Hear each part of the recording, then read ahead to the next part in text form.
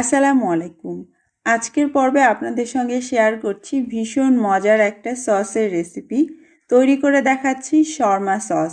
আর শুধু শর্মা কেন, burger, sandwich বা যে কোনো ধরনের স্ন্যাক্সের সঙ্গেই এই সসটা আপনি অনায়াসে ব্যবহার করতে পারেন। ভীষণ মজার আর বানানো তো খুবই সহজ। আশা করছি আপনাদের খুব ভালো লাগবে। চলুন তাহলে শুরু করা যাক। শর্মা সস বানানোর জন্য আমাদের একটা ব্লেন্ডারের প্রয়োজন হবে। প্রথমেই একটা ব্লেন্ডারের জাগে আমি ছোট ছোট 7 কোয়া রসুন নিয়ে নিচ্ছি। যদি বড় কোয়ার হয় দুটো নিলেই হবে। তারপর এর মধ্যে আমি দিয়ে দিচ্ছি আধা চা চামচ সরিষার গুঁড়ো। হলুদ এবং লাল সরিষা মিলে গুঁড়ো করে আমি আধা চা চামচ নিয়ে নিয়েছি। আধা চা চামচ নিয়ে নিচ্ছি কালো গোলমরিচের গুঁড়ো। চাইলে অবশ্যই সাদা গোলমরিচের গুঁড়োও নিতে পারবেন।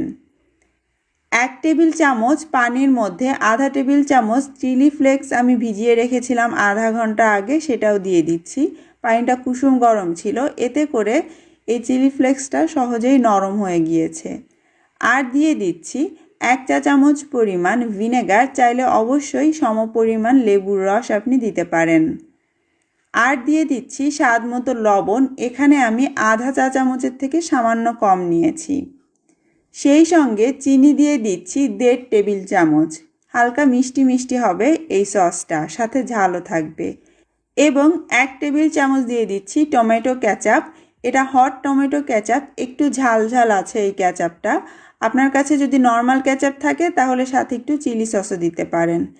এবং আধা টেবিল চামচ দিয়ে দিচ্ছি রোস্ট করে নেওয়া সাদা তিল। তারপর এতে 1/4 কাপ দিয়ে দিচ্ছি দুধ। আমি ফ্রিজের ঠান্ডা দুধটা ব্যবহার করছি, চাইলে রুম টেম্পারেচারে থাকা দুধও নিতে পারেন।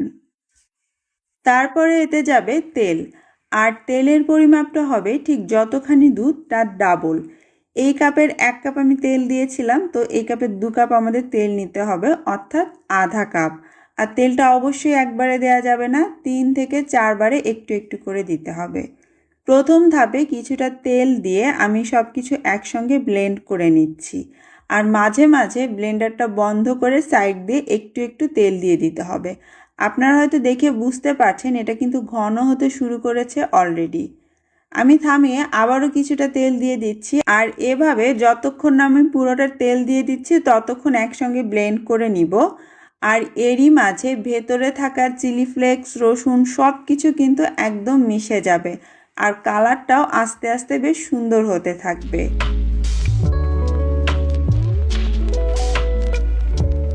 বেশি সময় লাগবে না, সব মিলিয়ে 3 থেকে 4 মিনিটের মতো সময় লেগেছিল আমার এই সসটা তৈরি করতে।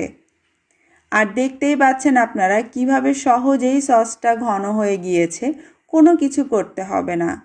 আমি আপনাদেরকে একটু তুলে দেখাচ্ছি। সসের ঘনত্বটা দেখুন, একদম পারফেক্ট। আর খেতে কিন্তু ভীষণ মজার। বাসায় ট্রাই করে দেখুন।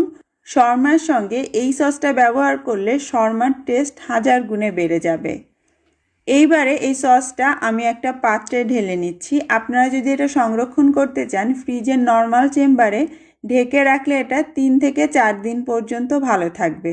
তো কেমন লাগলো আপনাদের আমার আজকে সহজ এবং সুস্বাদু শর্মা সসের রেসিপি? কমেন্ট করে অবশ্যই জানাবেন।